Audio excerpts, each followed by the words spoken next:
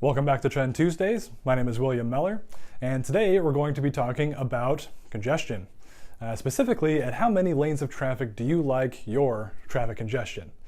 This week's iteration of Trend Tuesday is inspired by an article from CityLab about induced demand and how specifically that relates to traffic congestion. I'll include the link to the article in the comments below, so feel free to check that out if you like. But first, let's start by defining induced demand.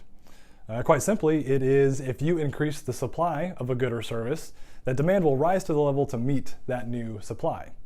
Now, that's not true for everything.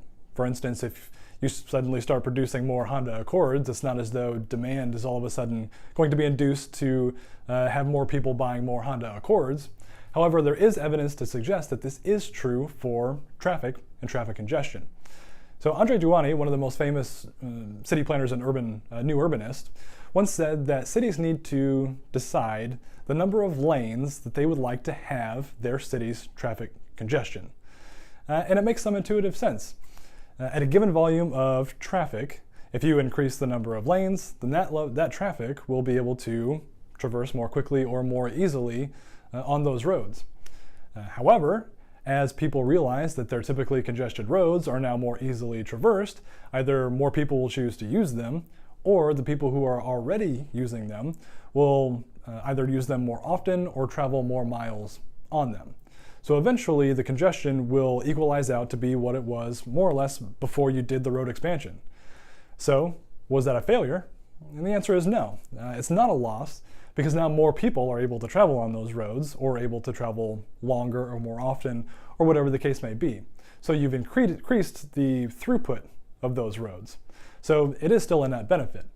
For cities, the question that they have to ask themselves is not necessarily about reducing the amount of time that people spend on roads, but what is the optimal number of lanes that's going to get the most people to where they need to go on a daily basis. For drivers, the question you have to ask yourself is, how much time are you willing to spend on roads? And that will dictate not only the route that you take, but also the mode of transportation that you take.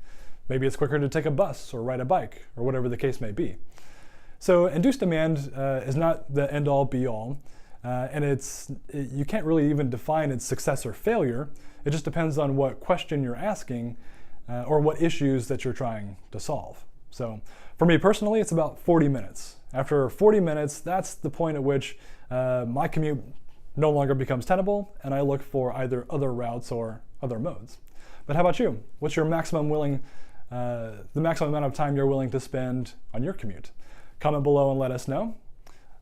That's it for this Trends Tuesdays. So as always, thank you for watching, and we'll see you next Tuesday.